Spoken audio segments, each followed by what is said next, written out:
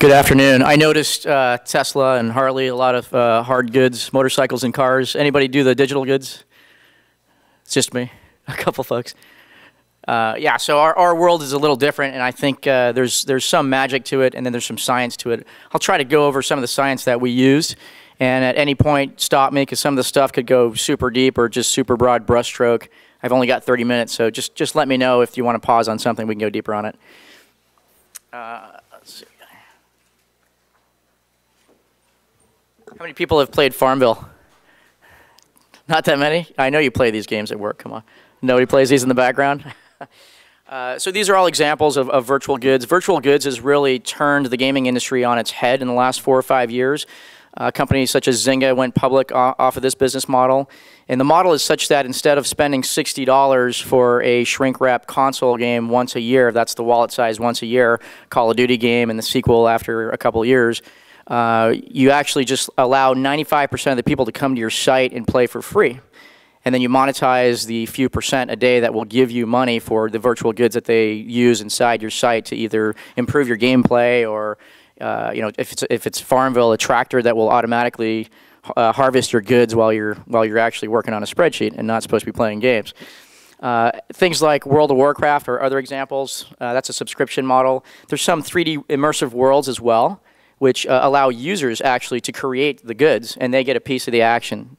So if they sell a shirt inside that virtual world, they'll get a cut of that, and the company takes a cut as well. Mobile games, there's, again, this is all free to play. We call it freemium because we give away the game, and then we sell you the goods for it. Supercell is a company that started up a few years ago. Clash of Clans is the #1 title on the iOS deck. It's a $1 billion revenue company, and has a market cap probably of a couple billion in terms of their valuation when they were acquired.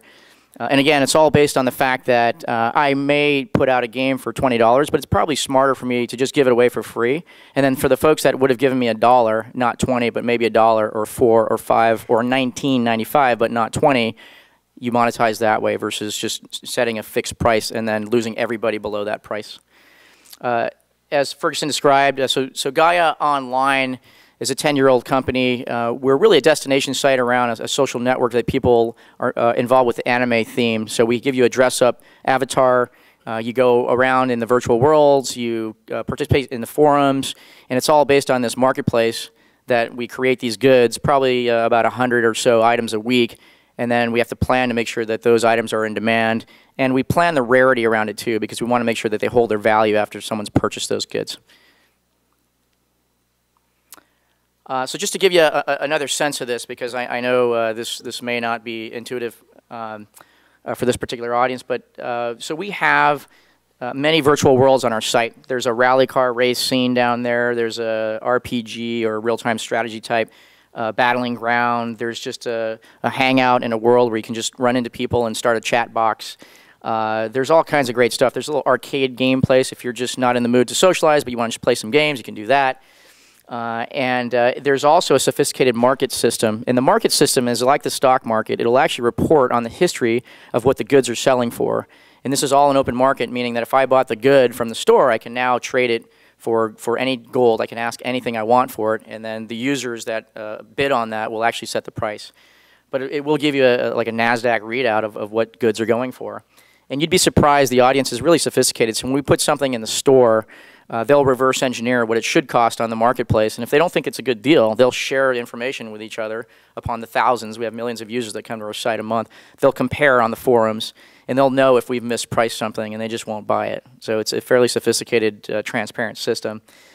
And then lastly, we just have forums. So a lot of our folks just hang out in a text forum, and they're represented by their little graphical avatar. But their graphical avatar is their social status.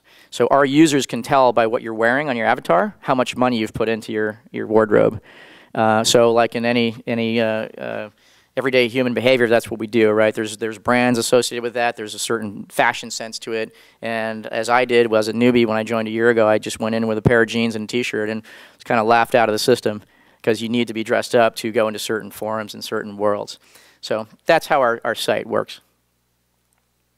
By the way, I should say that we've got things ranging in the store from $1 all the way up to $1,000, and we do sell items, digital items, for $1,000 by the dozens. And here's how the system works in terms of a two-store system. There's a curated store on the left. This is the one that we control. So all the content that goes into our site, we actually have to plan for and build it based on the capacity that we have and what we think we could sell it for. Once it goes into that store, the users have to buy what we call hard currency, Gaia Cash. You have to buy that through PayPal or a credit card. And then they'll make a determination whether they want to buy that. If they do buy it, then they're allowed to take it to the open marketplace on our site and trade it for gold. And they can ask anything they want for that. And that's why there's professional traders, investors, collectors that go to our store and then try to arbitrage with the gold community over here. The reason we can have this system is because our site rewards folks that never pay us a dime with gold. It's the soft currency. It's the game currency that you can earn through loyalty incentives, retention incentives, even though you never give us $1. Those users are very, very helpful for our community because it keeps it very lively. But if you never give us $1, you can still be a billionaire with gold currency and have a great time buying things. But you only get to get that stuff when someone goes in there and spends real money and then puts it in the marketplace. The users are at the center of everything we do. A lot of our planning, I said there's some science and there's some, I would say, art to it. A lot of the art comes from just listening to the community. The community will actually tell you that they want certain types of dresses or dragon tails or halos or wings, whatever it might be. And we do pay attention to that. That's not backed up by a lot of data, though. So I will say it's somewhat anecdotal when you've got millions of users and there's a forum of 1,000 folks that say they want a red dragon tail. It doesn't necessarily mean it's going to sell. But you absolutely have to color some of your planning by taking that into account. The other thing I should say is we run a lot of analytics on this. So when we plan our store, we take into account what has sold, obviously, historically. We know that if we sell a red dress, it may sell better than a yellow dress. So obviously, we're going to put a little more weight on the next planning cycle around things that are red or things that match that. Right, just as any designer would if they're running a retail store around apparel. But we also run heavy analytics on the back end to understand the patterns on what's going on and also to track what's happening between the currency exchange. So if somebody goes in there and buys something for $10 and it's actually selling for $10 or $20 in gold, we'll know that we've hit something that should be rare and we'll actually slow down, we'll throttle the release of that item so it goes up in value for the users. Virtual economies. Has anybody heard of the virtual economy? Again, this was kind of something that happened in social games, casual games, not so much in the hard goods. But the virtual economies are always about the supply and demand of the goods and the sources and sinks of this virtual currency that you give users. Some of the things that we always consider is how do you produce the rarity of goods? So we only have a fixed capacity. Our capacity is not machinery or plants. It's just the number of artists we have in-house. And if those artists can produce certain classes of goods, the apparel, or sets of apparel at a certain rate, at a certain quality. So for us, we have to make sure that we're building the right stuff that will sell the most, and also actually building for the folks that never give us $1, but will trade in the marketplace. We have to take them into account as well.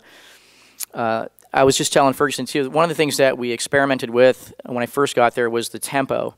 So when you walk into Costco or Target, wherever, actually there's a lot of international folks, maybe you don't know the Costcos and the Targets, but when you walk into your favorite store, there's a certain amount of churn on the shelves that you expect to see. And there's a certain amount of annoyance that comes if you are always shopping for staple goods and then all of a sudden they take those away. And they may claim that they've upgraded with a new brand, and it's a brand that you don't like anymore, right? So we have to take all those things into consideration, and I'll get to that in just a second. We also have to be careful of substitute products, and this is one of the reasons, by the way, why we don't allow users to create their own goods. It's not only because of the compliance of if you build a jacket for my avatar, it may not fit. It's also because if I'm selling a jacket that's in the marketplace for $500, you may change one pixel on it and then sell it for $300. And that creates a huge disturbance in the market. So we're very particular about what kind of content comes through the store. Because we have two currencies, the actual exchange rate, the ratio, which for us is an implied ratio, we actually don't publish it, but the users can figure it out. We track this because, again, if we see those deviate too dramatically, we'll know that something went wrong in our pricing. We build something that should sell for this much hard cash and it's going for this much soft currency, we know something went wrong. So we always check for that. Does anybody know what gold farming is, or pirate gold? Has anybody heard of that? So there's companies around the world that will hit sites like World of Warcraft or Farmville, and all they'll do is just farm gold. Because remember, there's certain activities in those sites that you don't have to pay for. You just farm the gold, and they'll build up a stash of gold in that account, and they'll go back to the user base and actually sell it for money. They'll just go to PayPal and say, here's 400 bucks, here's 6 trillion in gold, which is cheaper than what you would buy it on our site for. It's a form of money laundering, I guess you could say. And it's a real problem for some companies, but there are companies that actually sprung up out of nowhere that just do gold farming. It's a pretty interesting phenomenon. But we look for that. We make sure that there's not a lot of gold infusion into our economy where we don't know where it's coming from, because that does affect the marketplace and the prices. And again, we don't make money off of that, so it's of concern to us. Inflation and deflation, I think most people would agree that inflation is bad. I mean, I wanted to buy a Tesla, by the way, and then I think it went up 300% between the time I saw it come out and now I can't afford it. There's an interesting phenomenon where we're actually okay with inflation if the money supply is growing. It's just virtual currency. But the virtual currency means that if people's balances are growing, it means people are getting richer in our community and they're able to afford more stuff, right? So the things we have to be careful about are, can we keep up with the clip to make sure there's more Teslas and more Harley Sportsters out there, right? To make sure that people are buying at the right clip. Because if there's not, you get this saturation of currency, and then all of a sudden you can buy everything you've wanted, and then you're done. And we never want that to happen. We want to make sure there's always a good clip of really premium items out there for sale. And we don't mind so much that there's inflation as long as we can keep up with the goods.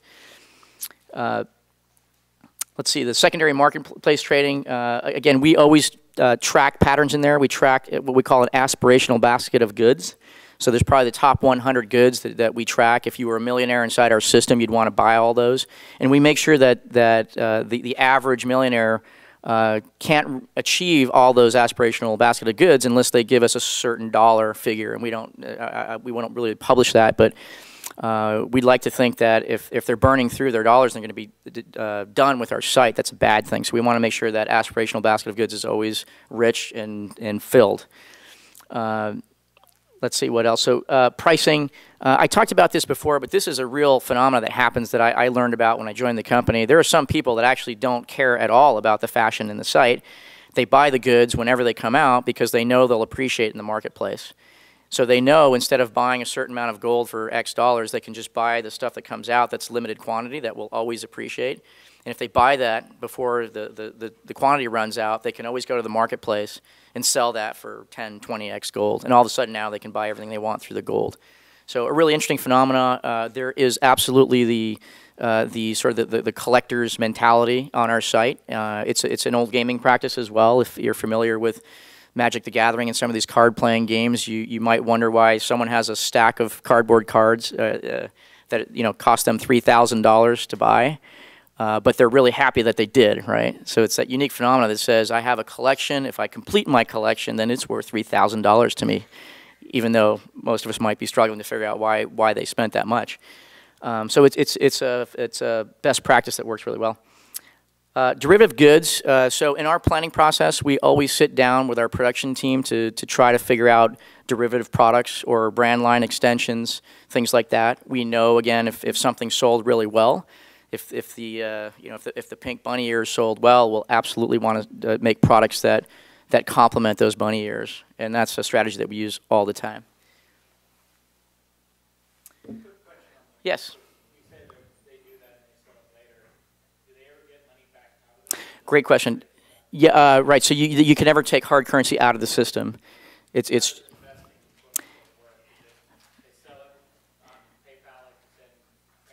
yeah, so they can never take any money out. So what they do is they give us money to buy the soft goods, right, the virtual goods, and they go to the marketplace and trade it for virtual currency, the gold, the soft currency, and then they're rich inside our site. But they can never take money out. That's correct. That's correct. Really interesting stuff happens if you allow them to take money out, including gambling things that become illegal. But yeah, that's why we kind of stay away from that. And then probably real money laundering would happen if you could do that. I'm being conscious of the time here, so I'll blow through these last couple slides. Sources and sinks. This is what, if you talk to anybody at one of the social games companies, sources and sinks, sources and sinks. Sources are how do people acquire your currency. They can pay hard cash, they could earn it, they could farm for it, they could grind through the game, which means you're just clicking a bunch of stuff and little coins fall out of the sky.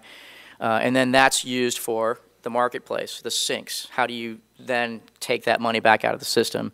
That's a real important part of the whole economy, because if you don't match the amassing of wealth with the consumption of wealth through an economy or a marketplace, you end up with the scenarios I talked about, which is people are fatigued, they're too rich. In Silicon Valley, I guess that is the case in some parts around here, or you get a scenario where there's just there's not enough goods and people get tired because they can't afford anything, or there's just not enough goods coming out to the marketplace.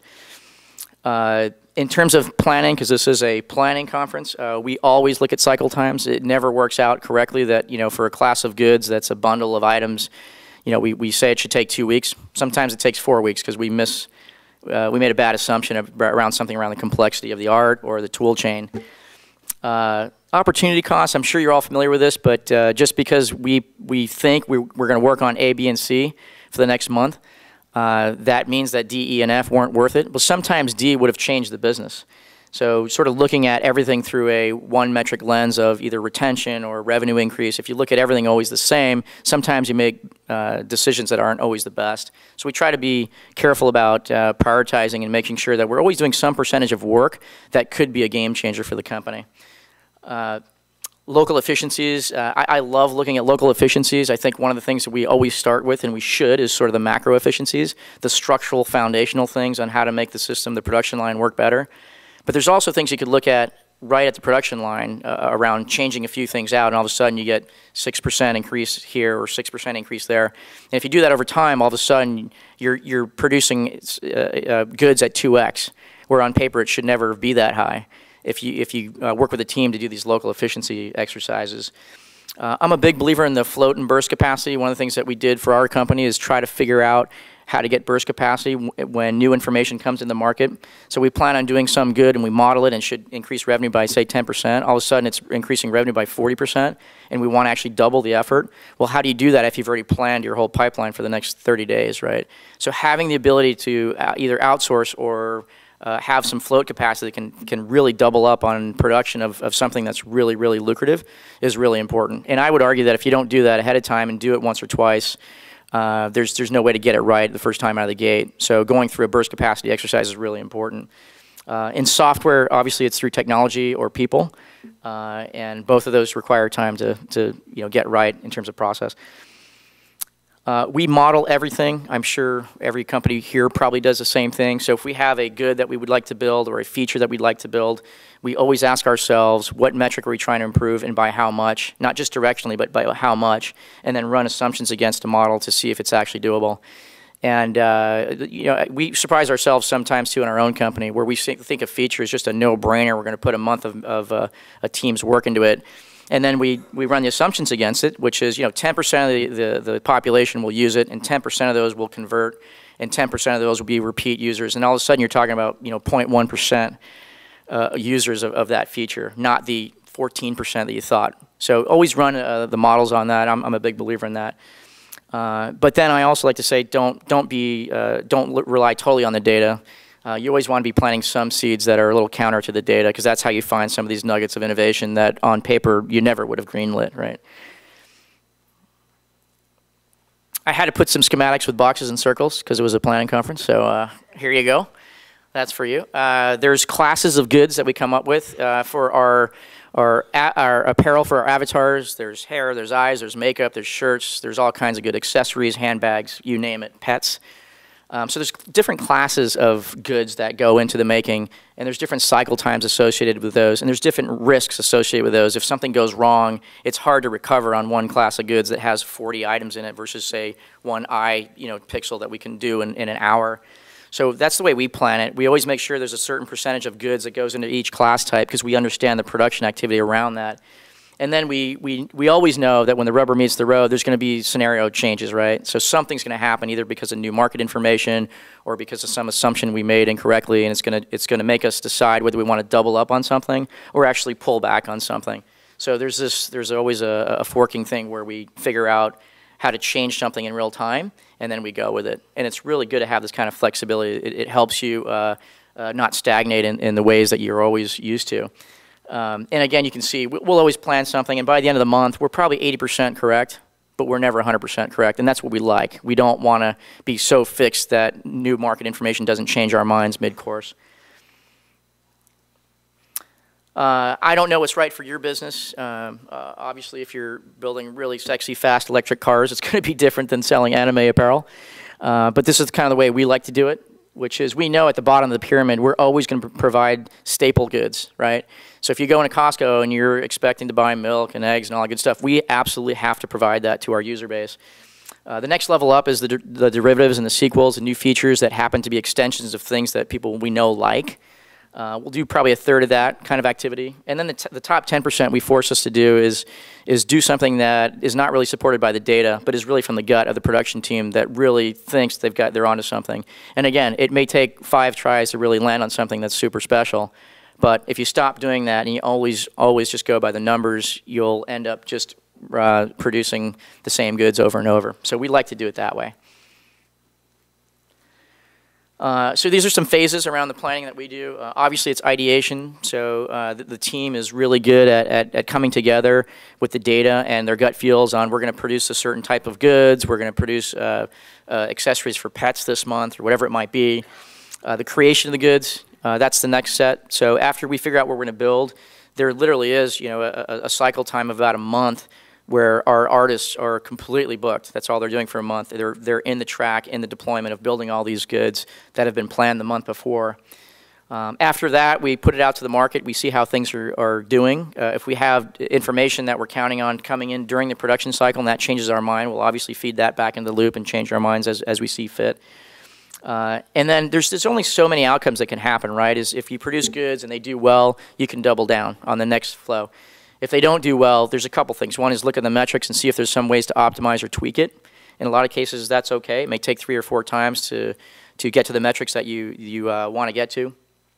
In some cases, it may spawn other thinking, like, wow, this set of goods did so well that we're going to go out there and get a celebrity IP and put that as a brand line on that type of good. And then there's some other things that not so good, like, wow, we tried this and we've determined as a company, as a product strategy, we're not going to continue this. And we're going to divest, or we're just going to sunset the thing altogether, meaning you can't get those goods on the marketplace anymore. And then in some cases, there's some bold things that we try that don't work out, and we say it wasn't the wrong thing to do, it's just that the timing's not right. There's other pressing matters we got to get to, and we just table it. It means we yellow light it, we don't red light it, we don't kill it, it just means that we're tabling it for the future.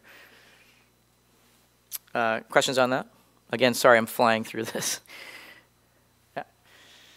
So for those of you that are in the community business, this is kind of the loyalty funnel that we look like, or that we used. Every time we put a good out there, we measure the interest. So if people come to the store and they don't even look, they don't even land on the page of the new goods that we produced, that's a measurement of lack of interest, right? So we'll always promote the new goods that come to the store, and we'll always make sure we're tracking how many people actually look at it for a session at a time, right? Inside their heads, we always know what they're doing. They're trying to figure out should they buy something with hard currency or wait till someone else buys it and put it on the marketplace and use gold. So again, sort of the value proposition is a very mathematical exercise for our users, and they're doing the math, and they'll make a determination whether they want to get it. If they want to get it, they go through with it, and then they own it. And then we kind of see what happens to that good after they own it. If they're a collector, investor, trader, they'll put it on the marketplace immediately, and they'll try to get the best gold price. If not, they'll wear it, they'll put it on their avatar, they'll gift it, something like that. So we are always trying to figure out if they're happy with the goods that they bought, because that'll inform us on the next planning cycle. And then finally, this is the way we judge it, which is, do they come back and buy more goods? If they come back and buy more goods, we know that we've done a good job. If they don't, it just means that potentially we've made a short-term happy customer that's not going to come back. Triggers for production, and how much time do I have? Am I done? I think I am. I'll just fly through this. So triggers for production, the community is the biggest thing for us. So we are a forums-based site. So based on that, we have a customer service team and a community management team that always tries to pick up on the sentiment of what we're doing around the site. And we put that into our inputs into our planning cycle. Velocity of goods sold, that's a big one for us. We'll sell thousands of goods a day, and we'll try to monitor what's going on and what's selling, what's not selling. and also the velocity of what we expect it to be against what it actually is. That's something we really value and monitor. And then in the gold marketplace, we really follow up on this, because if we put something into the marketplace and we expect it to go to 10 million gold and it goes to 100 million gold, we know something's going on with the rarity of that, or some sort of arbitrage that we hadn't expected. So that always triggers us to increase production or decrease production. Okay, so for those of you that are managing economies, and maybe this slide is not all that relevant, I always say ask your community what they want. They'll tell you. The folks on the site will tell you. Always develop some sort of early warning signals so you know if something's going wrong. You don't want to find out you're heading for a cliff somewhere 30 days before it's going to happen. So really think about secondary metrics. Find pockets of gold amidst the big movers. Sometimes you're trying to solve some foundational things, and you're designing your features and your goods around that, and then you stumble upon something that otherwise you would have just dismissed, but it could grow into something really rich.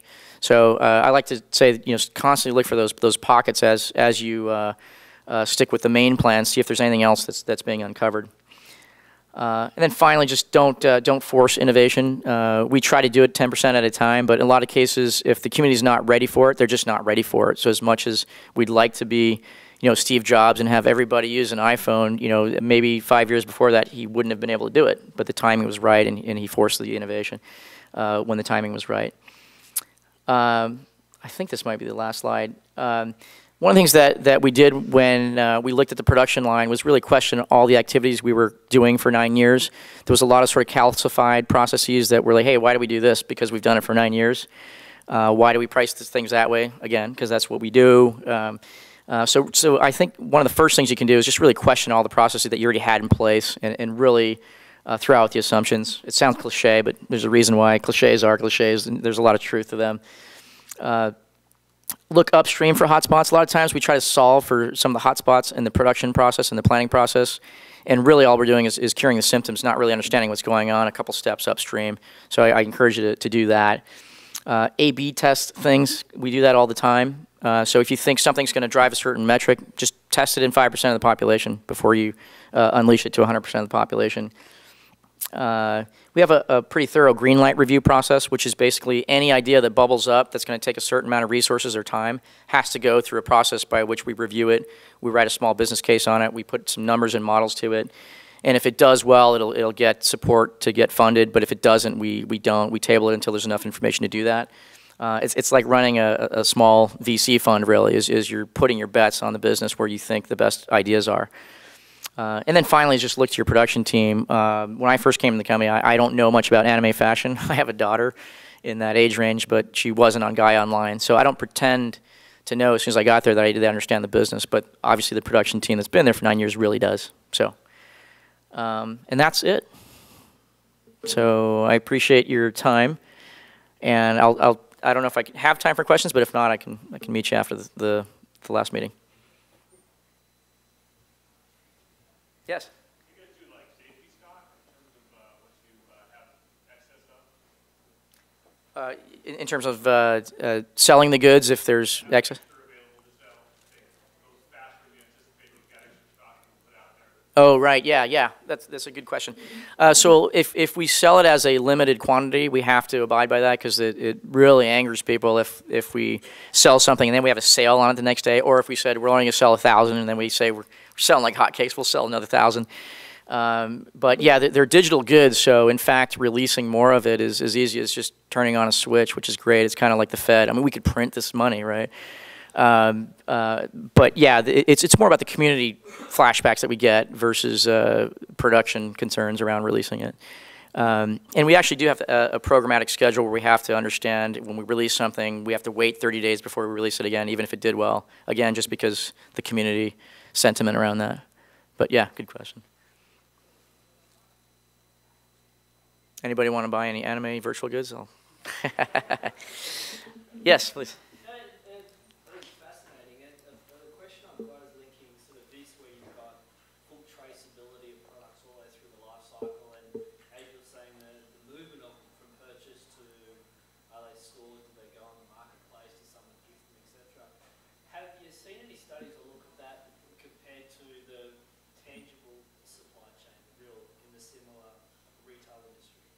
Yeah, great question. A lot of the real retail practices that were happening out there are things that we applied here. So running sales, CRM, right? So presenting the right offer to the right person at the right time. A lot of those were practices that came from retail, and we brought those to this particular site on merchandising best practices. So yeah, I would say a lot of that stuff applies. I think the only thing that may not apply is we control the currency. I guess it applies in maybe Russia, but we control the economy and the money supply. But everything else is the human behavior of, do they have enough money amassed to be able to afford some of this stuff, and if they do, are you getting more goods into the system, into the stores? Things like premium goods. So this is a mall, right?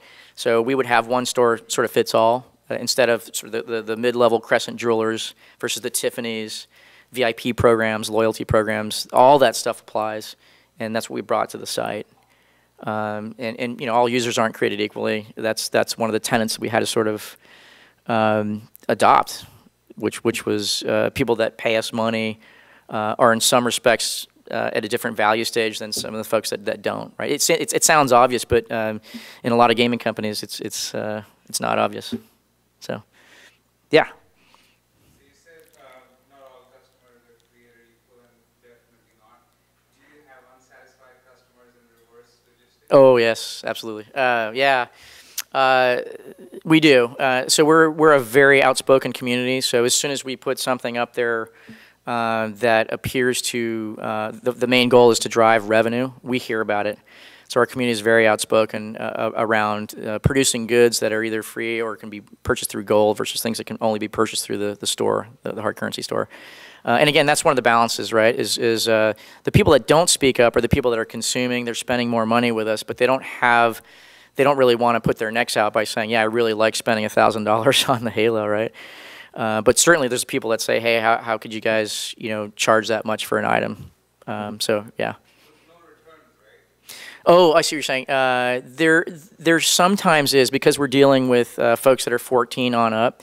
What happens is, what do they call it? Soft fraud, parental fraud. So it's someone grabbing it's your kid grabbing your PayPal account or your credit card and buying $300 worth of goods. And if you're Apple, that's too bad. I think if your daughter buys a bunch of what is the blueberries in the Smurfs app. You're kind of screwed. There's no return policy. In our case, we actually take it case by case. If somebody spent thousands of dollars and they're 15 and their parent comes on the phone, we'll give them that back.